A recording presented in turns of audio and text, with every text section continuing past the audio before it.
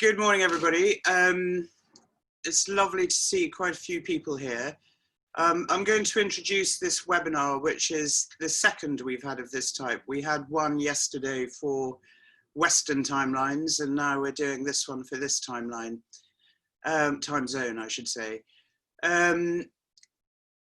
This is a webinar on behalf of the subgroup, Grand Bargain subgroup, linking social protection and humanitarian cash. And it's also part of the Grand Bargain cash workstream webinars that are being held this week. So I'm going to introduce myself. My name's Emma Jowett. I'm working as a consultant on these webinars. I'm independent. And then I'm going to turn over to the co-leads to introduce themselves.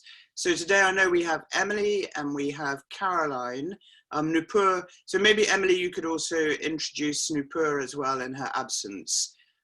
So Emily, over to you. Hi, this is Emily Henderson. I'm a humanitarian advisor in the social protection team in DFID, and with UNICEF and IFRC, I'm co-leading this subgroup on linking humanitarian cash and social protection for the Grand Bargain cash workstream. Maybe Carla, you can introduce Nupur so that I don't get this wrong. Over to you, Carla. Hello, good morning, everyone. My name is Carla Lacerda, and I'm with UNICEF. I am the cash partnership specialist based in Geneva. And Nupur, my colleague, is the social protection expert in UNICEF based in New York. And so it's therefore quite early for her to attend. So I'll be representing her and also stepping in for Lois on her section of the presentation today. And yes, Nupur is the co-lead, as Emily mentioned, of this Grand Bargain subgroup on linking cash to social protection. Over. Very nice to see you all. Thanks, Carla. And finally, Caroline.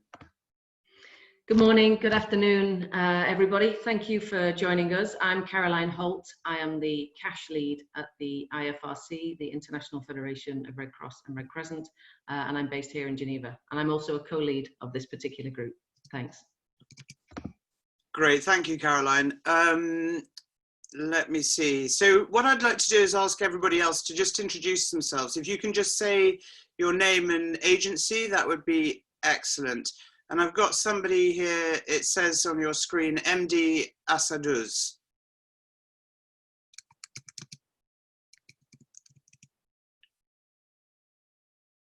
MD Asaduzzaman, Garib Unnayan সংস্থা, local NGO from Bangladesh.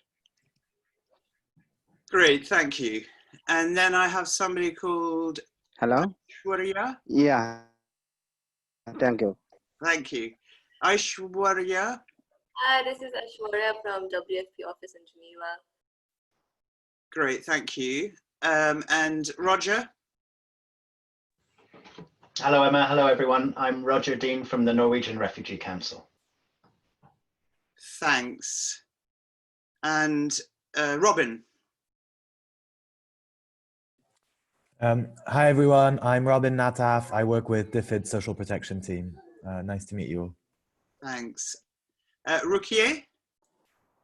Hello, my name is Rukiye. I am currently working with ICMPD. Lovely, thank you. And Raquel?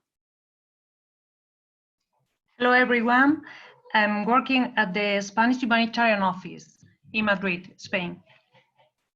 Great, thank you. And Caitlin?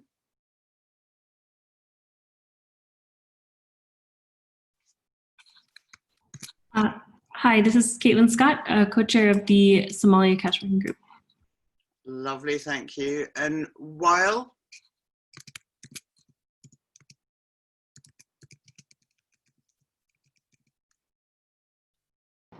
Hi guys, sorry. I'm from the Cash Consortium of Yemen, the chief of audit. Great, thank you. Who else do we have? Sam? Yes, it's Sam Brett. I'm a humanitarian advisor at DFID and one of the co-conveners of the cash workstream overall. Lovely, thank you. And then I have something that says Cash Working Group. Oh, no, it says Luca. Yeah, good morning. I'm Luca. I'm the coordinator of the Cash Working Group in Gaza, in Palestine. Great. And Vivian? Good morning, everyone. I'm Vivian Osele from the Swiss Red Cross. Thank you. Chris? Hi, my name is Chris Pacey. I'm the Global Cash Markets Assessment Specialist with REACH. Lovely, thank you. And Joanna? Hi, this is Joanna Friedman from UNFPA Geneva. Lovely. And then we have Juliet. Hi everyone, good morning. This is Juliet Lang from Geneva. Great, thank you. And Adriana. Adriana Estrada, Spanish Red Cross. Thanks. Thank you. Roberta. Hi everyone, I'm Roberta Tranquilli. I work with FAO. Lovely, thank you. And VD. Good morning, my name is Verena Damerau and I'm at GIZ as a social protection advisor. Lovely, thank you. And Yasmin has written that they're having trouble with their microphone. Yasmin, can you speak? Okay, I think that means they're having problems, but good morning. Gabrielle? Hi, good morning. I'm Gabrielle Viat, working with Solidarité Internationale as CA advisor. Lovely, thank you. Andrew? Yeah, morning everybody. Andrew Durrant, I'm a humanitarian advisor with DFID. Great. And Bodinju?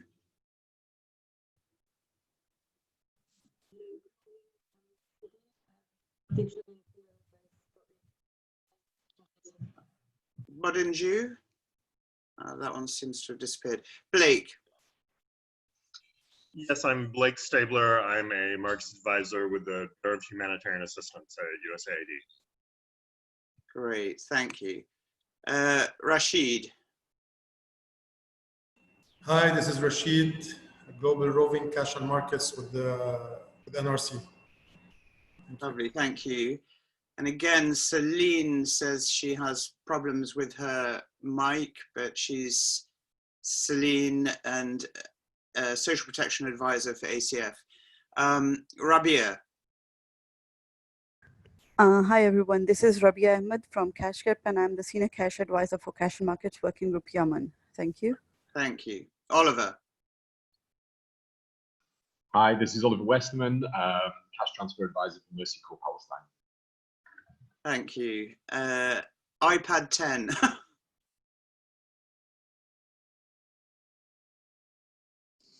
Hi, I'm Catherine Provo. I work with WFP in the CBT team. Lovely, thank you. Kristen. Hi, I'm Kristen Smart. I'm Oxfam's cash lead. Nice to talk to you. Thank you. And Damien? Hi, this is Damien from the GFSC, the Global Food Security Cluster. Great, thank you very much. Well, I think I've covered everyone. And is there anybody out there who I haven't asked to introduce themselves? Hi, Mom. This is Sandra. I'm co-chair of the Red Crescent Technical Working Group on Cash and Social Protection. Oh, thank you, Andra. I'm sorry. And also, Andra is actually doing all the support on the Zoom today. So thank you very much. Anybody else? Okay, well, lovely to have everybody here and a big welcome. As I said, this is the second in our series. What we're aiming to do today is to update the group on the status of the revised work plan and the process that was undertaken to get to that point. We also want to update the work plan, which was conceived in 2019 in a workshop, but mainly to ensure feasibility and also agree responsibility for activities that don't yet have a lead.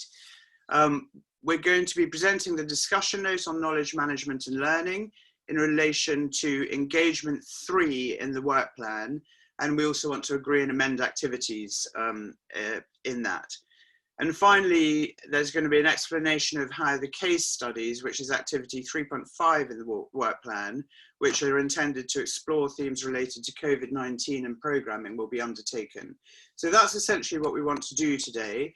It's a fairly short webinar, we only have an hour. So we're going to do it in 3 parts really. The first part will be just a quick run through of the process of consultation to revise the actual work plan. And then we'll open up to discussion on the work plan and different activities and reflections. The second part, and this will be towards the end, we'll have a presentation on the discussion note on knowledge management, and then an explanation of the concept of the thematic case studies. So that's how it'll go. So please feel free to talk, or you also use the chat box. Mute your microphones if you're not talking. And if you can make your interventions somewhat concise, just so that everybody has a chance to chat. So if we go to the first slide, I'm going to talk on behalf of Gabby Smith, who was the consultant who actually carried out this consultation process. So the work plan that was put together in at a workshop in 2019, it was felt that the scope of that work was somewhat ambitious. And there were a few problems with activities not being clearly defined, with no leadership for particular activities. And so I also just want to mention the process of leadership, because we may be asking for leads or co-leads later in the process. But leading an activity basically means spending the time to manage the process, coordinating any of the contributions, and seeking funding where it's required. So the second thing that was felt about the work plan that was made last year was that some activities could benefit from further definition. So they were a bit woolly about their aim or their scope, etc. All activities should clearly demonstrate the added value of the subgroup, not single members. So it's about pulling together all contributions from all across the membership of the subgroup. And the subgroup should be actively convened, which means it needs resources, which brings us to activity 1.1 on the work plan, but we'll come back to that. So basically, Gabby invited all subgroup members to a phone or email interview or email survey. 27 members participated, and you'll find the names of the members who participated under the notes column in the work plan that you were sent. And in the consultations, she basically asked the status of agreed work plan activities, so where they were at, what progress there'd been, if there was interest to lead or contribute to listed work plan activities, and any other activities that were planned for 2020 to 21 that might fit objectives and engagement areas of the subgroup. So that was sort of looking at additional activities and how the subgroup could be managed. So those were basically the questions asked. And Andra, could we go to the next slide? So the draft work plan, the final draft work plan that you were sent before this webinar, basically is the result of removing non-started or poorly defined subgroup activities. And also there have been additions of new proposed activities. Those new proposed activities are the activities in red on the draft work plan. So there's 1, 2, 3, 4, 5, 6 new activities, but quite a few removals of other activities. So in the draft work plan, you'll find that each activity includes the status, i.e. where we're at in terms of what's actually been done towards it, whether it needs funding or whether it is funded, the timeline for 2020 to 2021, who the lead is and who contributors are. And so really at the moment, what can be added is any activities that are missing and that the members of the subgroup agree are a priority. So that's essentially where we are with the process and the output of the final draft work plan. So what I'd ask now is if anybody's got any questions on the process, or Emily, if you have anything to add on the process, as it actually wasn't my process, but Gabby's. Nothing to add at this stage, but keen for questions over.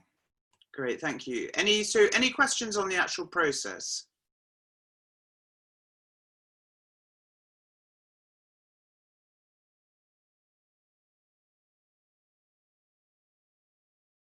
Okay, so hopefully that was clear then.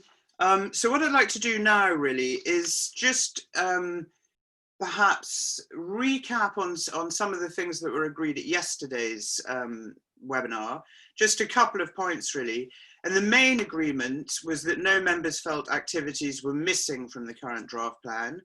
No members felt activities currently in the draft work plan should be removed or delayed.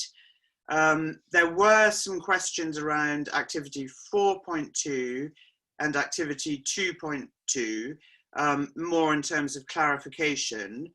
And then the other thing that we agreed was if you do have additional sort of comments and so on, they can be submitted to Gabby for completion by the 31st of July. Emily, could I ask you to drop Gabby's email address into the chat box? Sure. So if you do have some comments that you'd like to make towards the process or specific activities in the draft work plan, if you can send those to Gabby Smith by the 31st of July 2020. Okay, so I'm going to open up now to some discussion on this draft work plan. And the aim of this is really to sort of just say, after these two webinars, and this is the second, this is the final draft work, this is the final work plan, and send that out to the subgroup. So does anybody have any initial reflections on the revised work plan?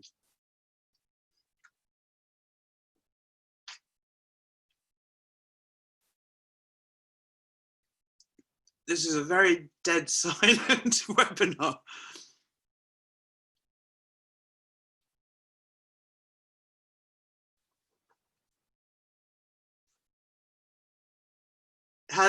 Well, let me ask if you can just drop a yes or a no into the chat box. Has everybody received the draft work plan?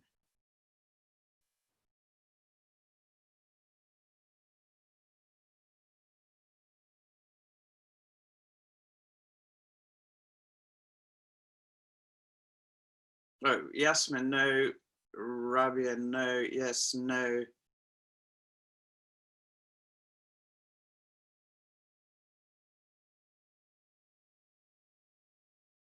Yes. So there are quite a few no's there. Could it be shown on the screen? I think it's rather difficult. Andra, would it be possible to show it on the screen? I will try it. Give me just a second. It's rather large. I mean, and as Damien said, it was attached to the email and the invitation to this webinar. So if perhaps some people, if you go back to your webinar, your emails, you may find it, because it's quite difficult to talk about it if people don't know what's in it.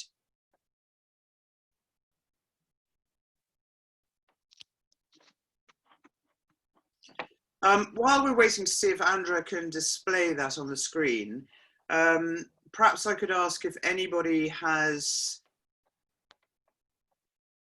oh, that's quite good.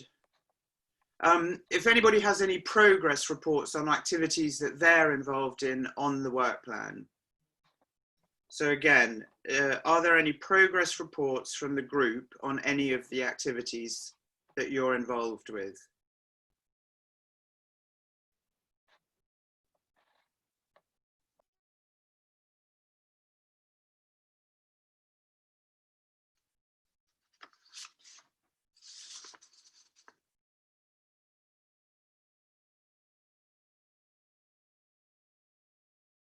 Okay, so essentially no progress. Let's go to the first activity then. As a lot of you are not familiar with this version of the work plan, perhaps we could just quickly go through the activities. So one of the new activities, as you can see there at the top, is coordination of the subgroup. This is a new proposed activity in response to the fact that people really felt this needed to be managed. DFID has agreed to manage it until October 2020, and then the proposal is that UNICEF would manage it from October 2020 ongoing. So my question is, does everybody agree that this is something that should be done? And any comments on this activity?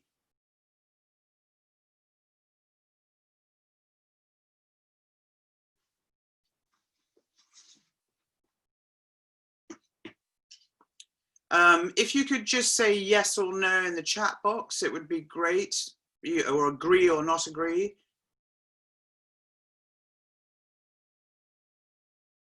Okay, so essentially speaking, we're getting agree. I don't see any disagreements. Agreed. Okay, lovely. Let's move on to the second activity. Well, activity 1.1. So activity 1.1, which is conduct a mapping of linkages between humanitarian CVA and social protection in different contexts, and analysis to understand gaps, barriers, and opportunities. So this is an existing activity. CALP had started doing a mapping process, but we did speak with CALP yesterday, and they feel at the moment, with everything they've got going on, that it's a little busy for them to be doing it right now. So does anybody have any questions about this activity or any progress reports about this activity? Has anybody been carrying out any other mapping? Because one of the points raised yesterday that there are an awful lot of mapping processes going on and we don't want to be replicating. So firstly, any comments? Or do you know of, or have you been involved in any other mapping process?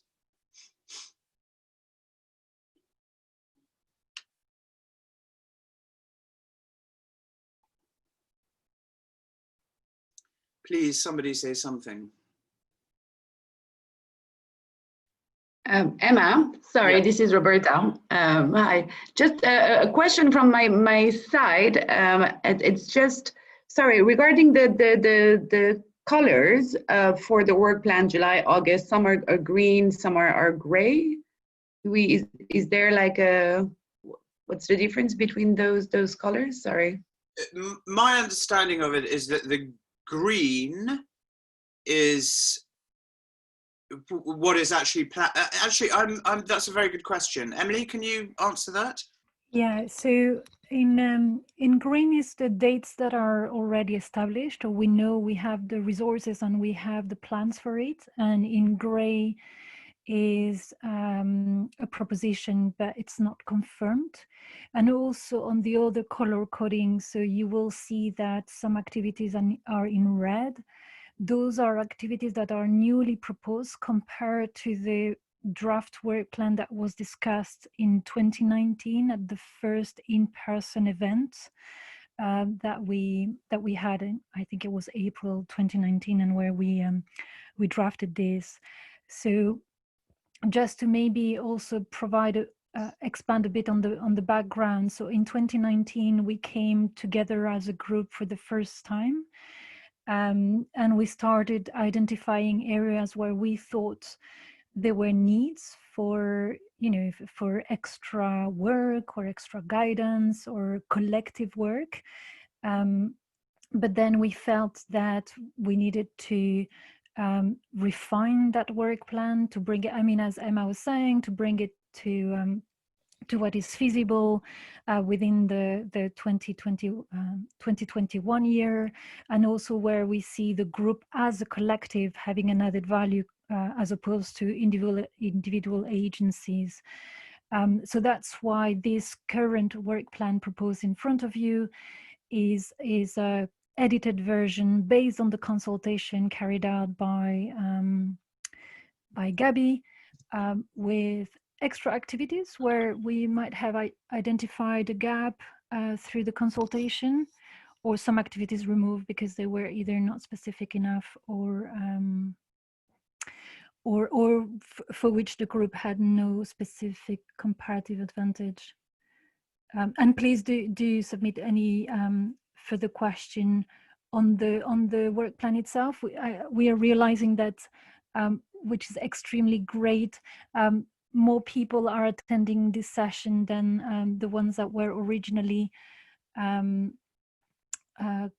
the consultation. So very keen to also explain further on the process if need be. Over. Thank you, Emily. And does that answer the question? Yes, thank you. Thank you so much for the clarification. Great. Thanks. So any other comments on this activity? Is it a valid activity? Should we keep it in? Should we get rid of it? Any potential contributors to this activity?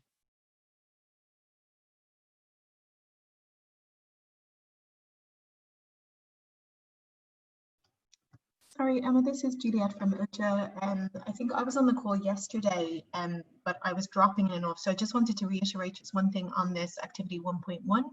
I think you mentioned, as you said, that CALP had spoken a little bit in terms of some constraints, but just to reiterate what Diksha had mentioned, which is that while an overall mapping was not feasible, the CALP are undertaking 3 kind of case studies or country reviews, should we say, in the MENA region, which is exactly to do that, to conduct that mapping of linkages. And OCHA is also undertaking a similar exercise in line with that in another 3 countries. We've identified 2 so far, with a 3rd on the way.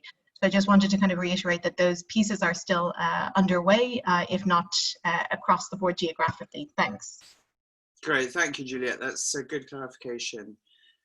So I'm going to move on to the next activity because I'm sensing that there is sort of general agreement to this. I would like to ask if just quickly, and you can drop that in the chat box, if you would like to be involved in any way.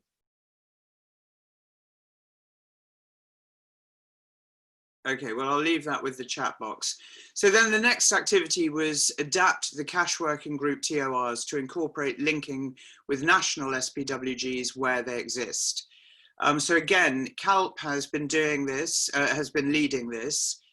Oh no, I think there's a question mark about that, but I think CALP is still very keen to be involved with this. They have developed or are developing a tip sheet at the moment. So the question here would be, is this an activity we want to retain? And secondly, is there anyone on this group who would like to contribute to that?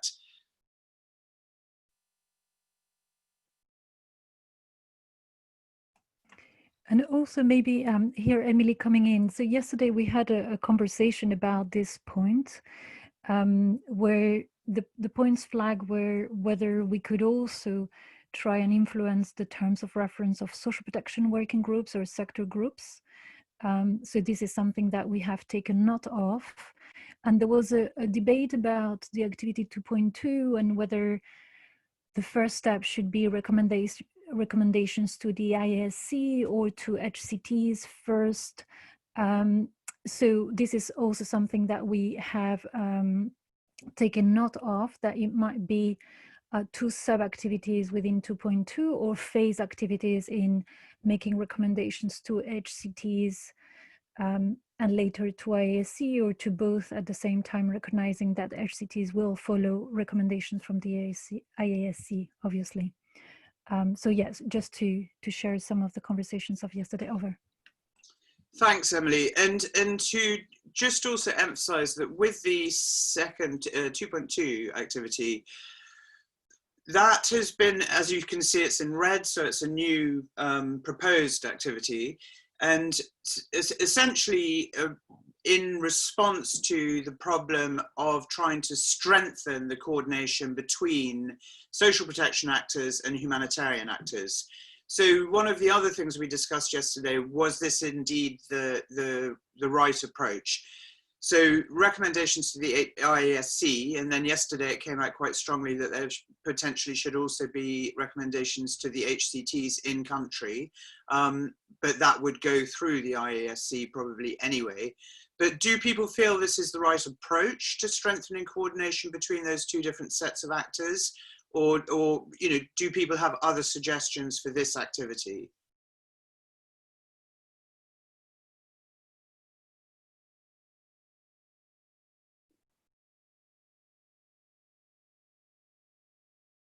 I'm just wondering if there's been a sort of general failure of people's mics. Hi, Emma. This is Juliet from OCHA again. Sorry, after being quite silent yesterday because I was jumping in and out. I'm coming in a lot today, but just I want to make just 2 points on both activity, or one for activity 2.1 and one for activity 2.2. On the cash working group terms of reference, unless I'm mistaken, the last I had heard is that actually it was a GCCP process to develop a standard cash working group terms of reference. However, it was not agreed by the global clusters in the end.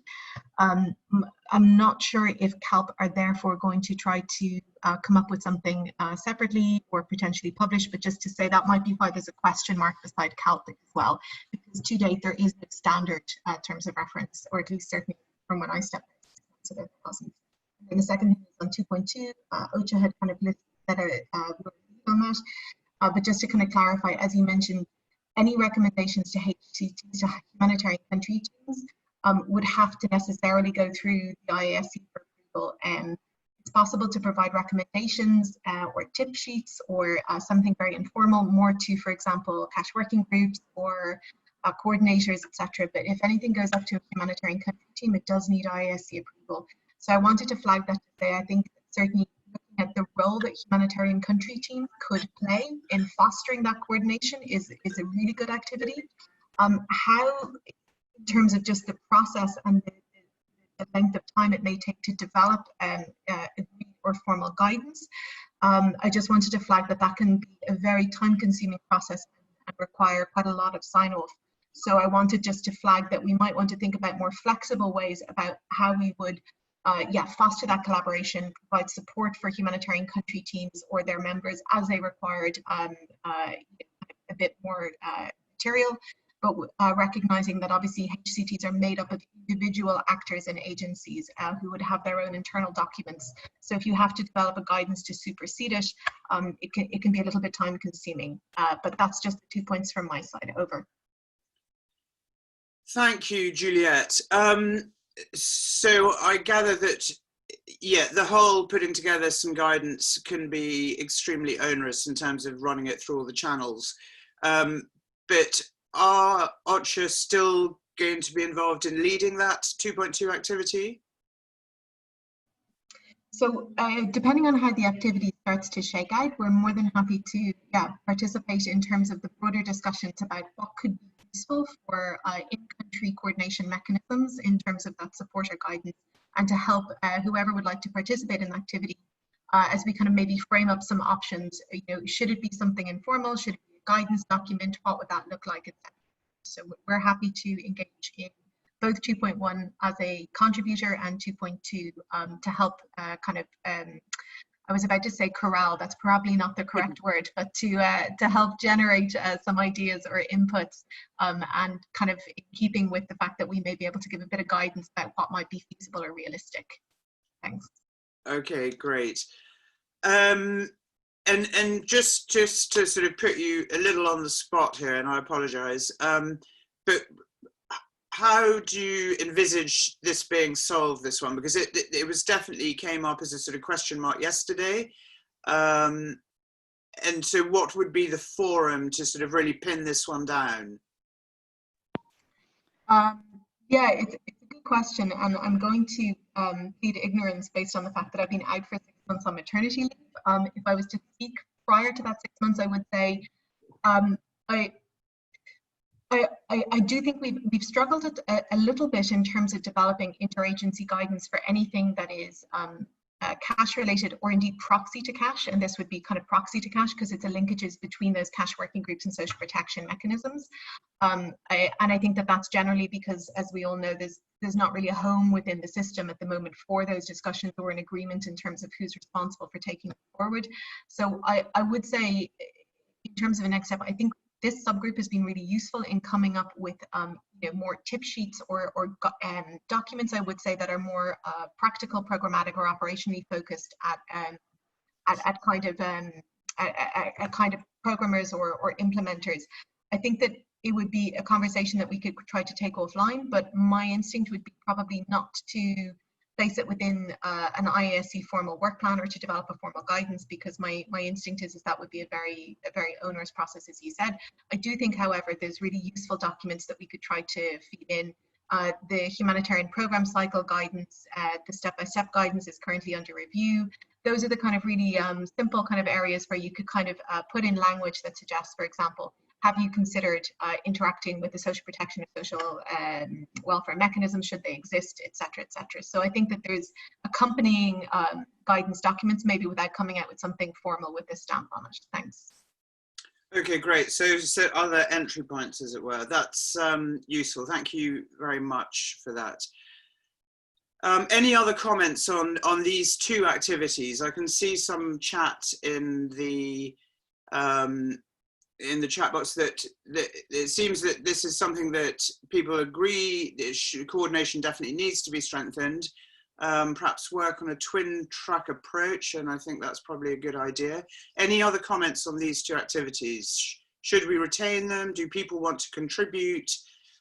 Any suggestions? Hi, Emma, this is Carla. Just a quick point, and maybe I'm looking at Emily as well to see if this is what happened yesterday. Roberta Tranquilli wrote on the chat, perhaps we could work on a twin track approach. And I think that was something that was discussed and proposed yesterday. I don't know, Juliet, if that was the final agreement in the end, to try to do both HCT and IASC, recognizing that things at the IASC can be quite challenging, as you mentioned, through formal channels, etc., and can take a little bit longer and shouldn't delay, let's say, the country level operations. I'm just wondering if, Emily, do you remember if that was, I think that was something you proposed as well yesterday and that we agreed. Over. So here, Emily, yes, this is something that was suggested. So yeah, Juliet, we would be very keen to hear how you think that's feasible, and maybe, as you suggest, we can take a more detailed conversation bilaterally to identify what is feasible. Yeah, what is feasible and how we can go about this activity. Over. I see you are responding, Juliet. Maybe you can come in. Sure. Yeah, I just mentioned in the chat box, any formal guidance document to be used at a HCT level has to have IASC approval. So that's why I was saying it would be an interesting process. I think that was the twin track approach, excuse me. And perhaps that was kind of what Carla was also alluding to as well, that perhaps it's a way to not develop something that is a formal guidance. If you're looking for something that is useful, that can be rolled out kind of quickly, you have to kind of consider maybe, a slightly different track. My recommendation would not be to go down that, just because at the moment there's not a work plan or a clear stream, and it could get caught in approval processes. But that would be my initial take. Thanks. Okay. Yes. Thank you for all that, but I think there's going to be bilateral conversations to move that forward. What I'm going to do now is move to area 3, engagement area 3, which is knowledge management and learning. So Emily is going to briefly present on behalf of Zira Rivzi the work that was done to arrive at all these activities. Just to say that what we will do after that is just have a look at the new proposed activities and get confirmation that those indeed should go ahead. But otherwise, Emily, over to you with the knowledge management and learning. Sure, thank you. And I hope I will give justice to the work that Zara and Isabel Pelly have been doing. So a very quick run through the work that has been done on knowledge management and learning for the Grand Bargain subgroup. So it all started as being identified as a priority during the April 2019 meeting, so the in-person meeting that I was referring to.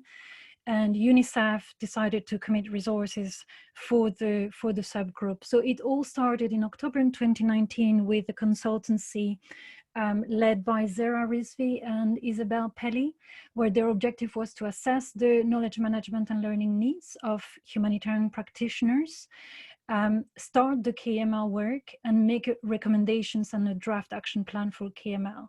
Just to highlight that the choice was made to focus in priority on the needs from humanitarian actors.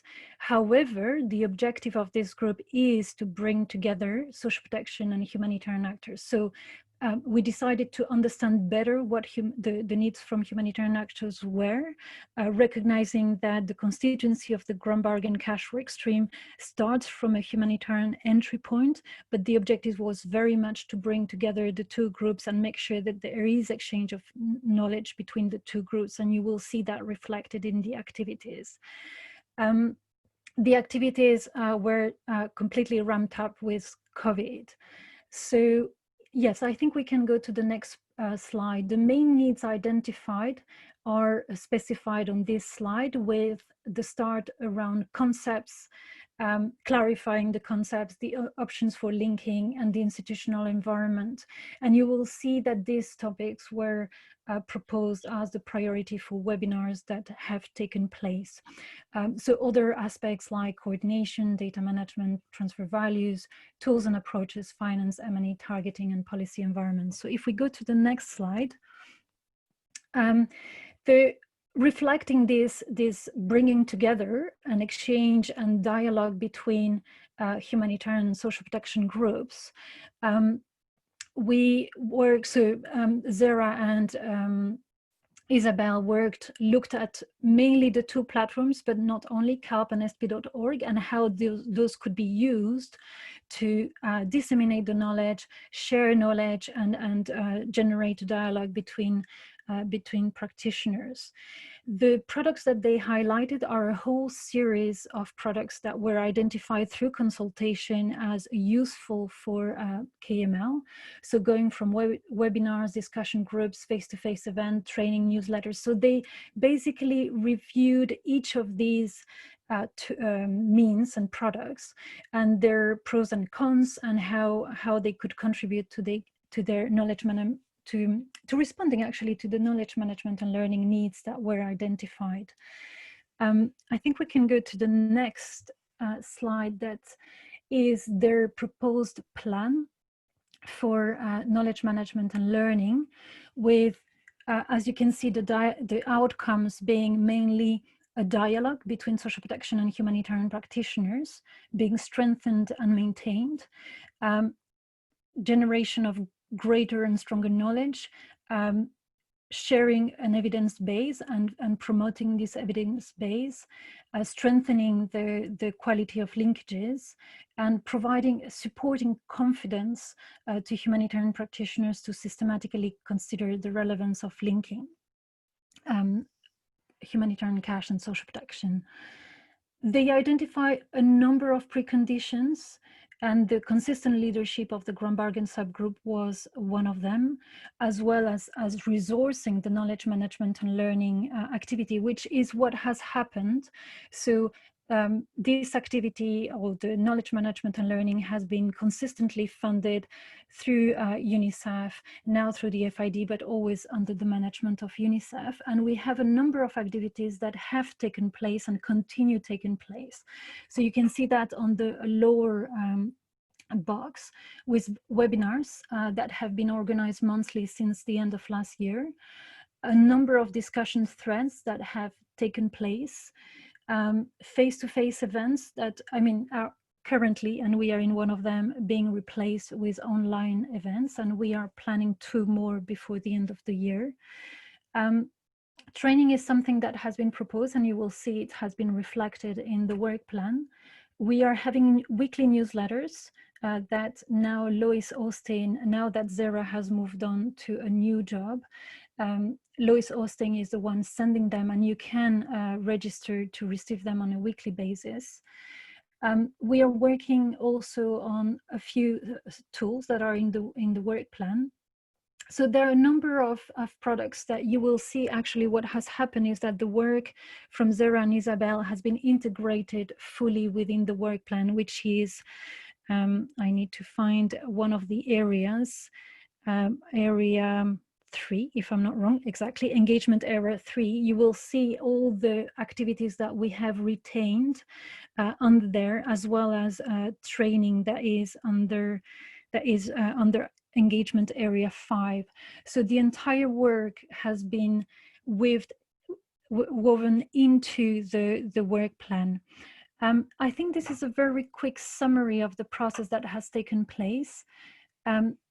I'm going to open for questions, but maybe before Carla, have I forgotten anything key or that you would like to highlight?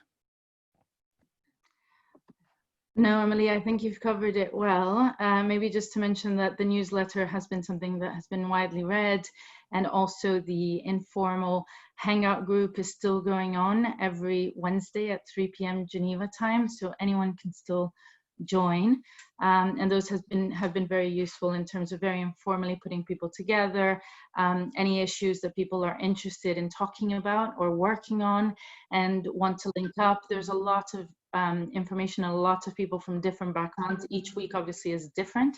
So perhaps just to also entice a little bit the appetite for everyone to participate in those and also give feedback. I think Zahra was very keen on getting feedback from everyone on how this could be more useful for everyone. Over. Great, thank you both very much. What I'd like to do now is, Andra, could we get the work plan back on the screen? So as Emily mentioned, a number of activities came out of the consultation, and there are a number of those activities that are ongoing at the moment. What we'd like to do is just ask you, so if we can just, can we get all the activities showing? At the moment, we can't see the 3.6 to 3.8. Oh no, I don't, sorry, I just mean engagement area 3. If we could get all those, that's great. Lovely, so really what we'd like to focus on is the 3 in red. But just glancing at that, just to ask quickly, do people feel there are any activities missing?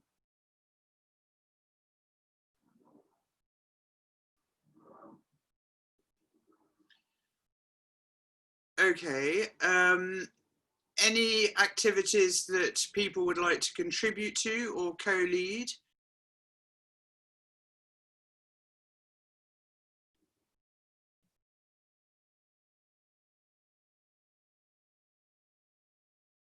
All right, well, let's go to 3.7. We're going to have a look at 3.5 in a minute after Carla's talked about the case studies, but we'll go to 3.7 and 3.8. If we could make those a bit bigger, lovely. So one of the new proposed activities is to maintain a roster of experts to advise planning and delivery of linkages. So that is a new recommended activity for discussion.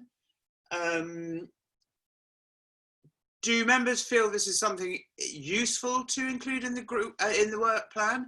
And do members who are present here, are there members who'd like to contribute to that?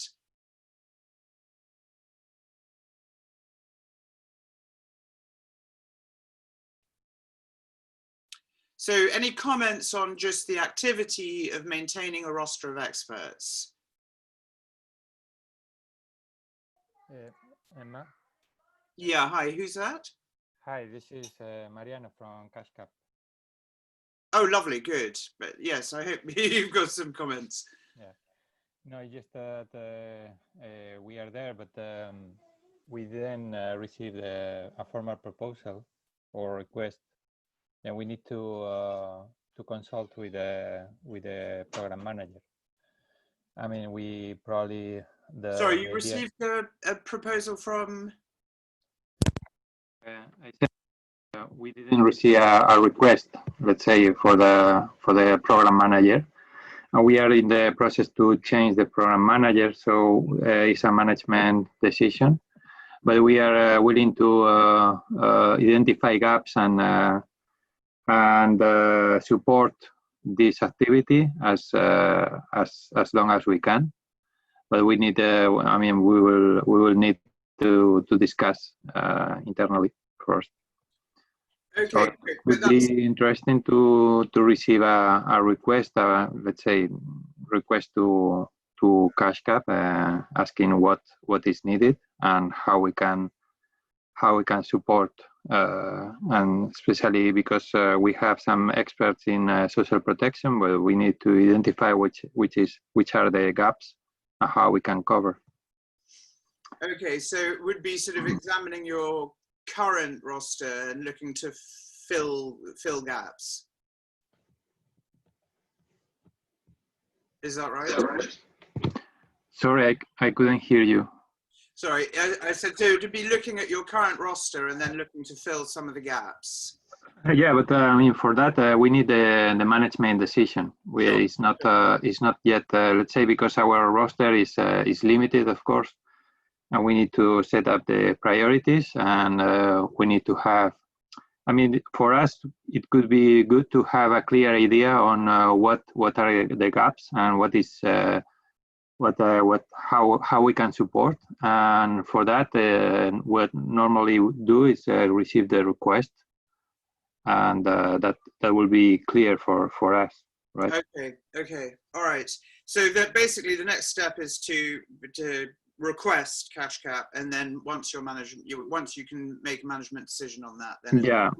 I mean, in the request, we would like to have a clear idea on what kind of gaps you will need, right? Okay. In order to be more accurate on how we can support. All right, lovely. Thank you for that contribution. I see that Emily has answered Jackie's question on space, and we've had somebody else say a roster is good. So with no other comments on that one, let's move to the next point, which is organize subgroup events to share and discuss learning. So in principle, do people feel this is something that they think is valuable? And do you have any ideas on whether it's better to have one once a year or several remote events? But essentially this is looking at organizing events for the subgroup to link and discuss issues related to social protection and humanitarian cash. So this webinar, I will say, is one of a series of 3 that have been agreed, but should this process continue, and what should it look like?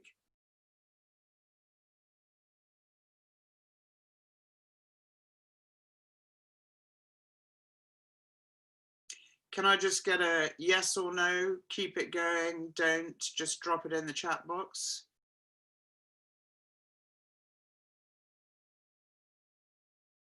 Okay, a couple of yeses, good. Okay, any thoughts on, perhaps more than once a year may be useful. Do people see this, do people see that a monthly event might be useful?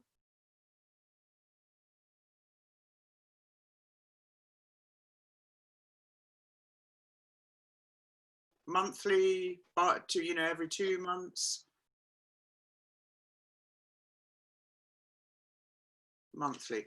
Okay, so let's move on, because we seem to have a sort of general consensus that they should continue. And anyway, at the moment, 2 more are planned at least. Carla, I'm going to ask if you could briefly present on behalf of Lois about the case study. So this what Carla is going to present now is in relation to consolidating case studies and lessons learned, which is activity 3.5. So Carla, over to you. Thanks, Emma. Is there any way to put the slides? Oh, great. Super. Okay. Just a little disclaimer, I've got my 9.5-month-old in the background crawling around. So if he does happen to make an appearance or indeed want to chat, apologies for that, and do let me know if I need to repeat anything. So basically, this case study is actually quite an interesting one. It's been an outcome of the knowledge management that Emily presented, so the work of Zehra as well as others. And it's a development of a set of 5 case studies.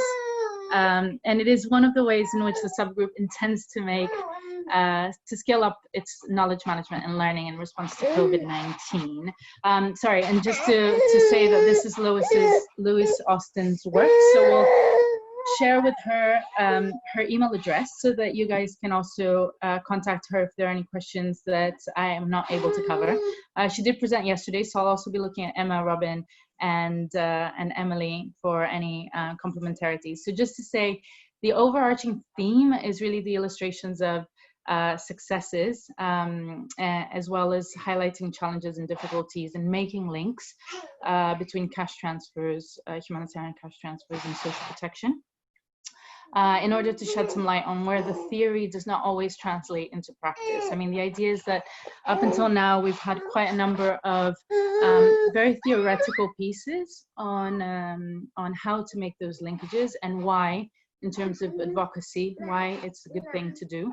But we don't really have a lot of very operational and technical to support people that are in the field, for example, in making those linkages. I'm sure, and this recognizes that there are individual agency ones, for example, but there may not be as many that are cross-agency to get as many learnings as possible. So this is really building on the knowledge management work undertaken so far. It was also came out of the assessment, 2019 assessment of knowledge management needs that Emily, through Zehra's presentation, outlined. And so the case study is really to offer some practical examples on how actors in a range of different contexts have aligned or linked elements of existing humanitarian social protection systems in cash-based responses to COVID-19 in particular. One of the things that's very new and different, and I think quite original about this, is instead of going through a particular case study that's a country or an agency, we're actually dividing it into topics. And as you can see on the slide, the topics are policy, design, and implementation. So case study 1, the topic will be on policy. Case study 2 will be on how to link with social protection systems in terms of design and operations and implementation. Case study 3 will be on the design. And you can see on the slide operations and implementation again on 4 and 5. One of the key things, as I mentioned already, is that each case study is multi-agency. So for each case study, we're looking at 4 ideally subgroup member agencies. So we're looking at volunteers to support the co-lead of writing and doing the key informant interviews. And we're looking at up to 4 contexts and countries for each case study, and up to 8 to 10 key informant interviews. Thanks. Next slide, Emma. So as I was mentioning, the case studies are 5, and so they're divided into policy, design, again, operations, implementation, and each of them go into a little bit more detail about where we can make and where agencies have been successful, or what have they learned, and what are some of the challenges in linking in terms of, for example, on case study 1, financing, legal and policy frameworks and SOPs, governance and coordination, capacity building. On case study 2, things like the poverty and vulnerability assessments, market and price analysis, monitoring and evidence. Case study 3, looking at targeting a little bit more in detail and how we can link up to that, or the transfer value and the frequencies and timeliness, the conditionalities, purpose and links with intended outcomes, etc. I mean, you can see them all on the slide. I don't want to be repeating the slides, but it's just to say that all of these case studies will aim to illustrate successes and challenges on all of those. I'm just looking through Lois's notes to make sure that I haven't missed anything so far. So this is really in order to ensure that each case study has sufficient scope and coverage and range in terms of different stakeholder voices in each case study. Okay, next slide, please. Looking at both as already mentioned, the idea of each case study will illustrate examples of HCT and social protection linkages, primarily in relation to COVID-19 interventions where possible, from a range of different contexts, including the experience of a number of different agencies in order to ensure a broad scope and coverage. And by agencies, by the way, I do mean NGOs, UN, donors where it's appropriate, as well as local actors and governments. Each case study will involve primary and secondary data collection through one, reviewing existing documentation developed in response to COVID-19, relevant resources that were generated before the pandemic, for example, which highlight linkages between those two areas, will be undertaken and also considered. For each case study, relevant documentation. So the idea is really to have, for each case study, a maximum of 5 to 10 pages. And so the background and the methodology behind that would be to review a maximum of 10 to 15 documents per case study, so that it really gathers the respective agencies and context experience. Evidence will be drawn out and mapped out against each of the core overarching questions and themes, with learning surfaced to be tested later through key informant interviews. And the key informant interviews, as I mentioned, in focus group discussions would be a maximum of 8 to 10 per study. In terms of content development, the idea is that the subgroup member agencies will co-lead the process, as I mentioned, with one agency co-leading for each case study in collaboration with the subgroup knowledge management consultant, which will be Lois.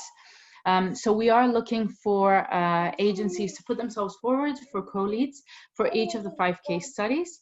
And just to give an indication of what being a co-lead entails, as you can see from the slide, the knowledge management consultant will develop the case study methodology and will support in terms of ensuring that there's commonality across all studies, and ensure that there's a technical support throughout. And they will also help to draw up things like the key informant interview lists to ensure that there's representation of different agencies, take a similar collaborative approach to selection of context to be covered on each study, define criteria, and if necessary, the consultant can also undertake some of the interviews and will be responsible for drawing up the case study format and the final edits. But what we're really looking for is one subgroup member to co-lead each case study, and their role, as mentioned, to develop the list of key informants, set up and undertake interviews, review the sources and undertake document review, and actually write up the content, which would be 5 to 8 pages long. Sorry, not 5 to 10. Next slide, please, Emma. So as mentioned, the next steps is really to contact Lois Austin, who unfortunately couldn't be here today. She did present yesterday, and some of you who were here yesterday can also support, or if you have chatted already with your agencies, please let us know if you're interested in co-leading a case study. We're very, very interested in any agency who's interested in co-leading a case study, contributing to a case study, sharing their experiences so that these case studies can be documented. And the deadline would be ideally in 10 days time, so by Friday 31st of July. I think I've managed to cover everything with my little one around and not bothering too much. I hope it was clear, and do let me know if you have any questions for clarification on this. Over to you. Great, thank you so much, Carla. I have to say I do admire you juggling a 9-month-old at the same time. Very, very well done. So are there any quick questions to Carla on this process? Otherwise, I think Emily's made it very clear, and the Lois's email address was up there. But if you're interested in contributing or particularly co-leading, please contact Lois. I think there's a deadline on that of 31st of July, so jump in there. Any other comments on this particular activity? Okay, now I recognize that we're 5 minutes over. Can I just grab 5 minutes more of your time to talk about this final activity 4.2, the last new one, which is also in a sense linked to the case studies in some way. The case studies could perhaps be a sort of subset of advocacy for influencing global practices. Although this says it was new, it is a new activity, it actually was in some format in the old work plan, but in this work plan, they've tried to tighten it up. This activity has not yet been started. And I believe what people are looking for is some more feedback on how some of this advocacy to influence global practices could occur. So any comments on that would be gratefully received right now on this webinar.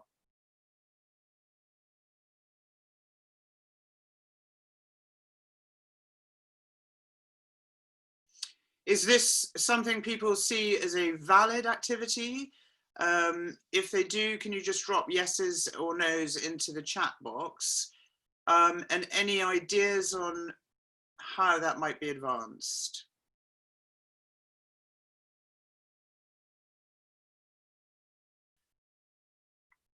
Good, so there seems to be some confirmation coming in, valid, yes, yes, yes, yes. Okay, good.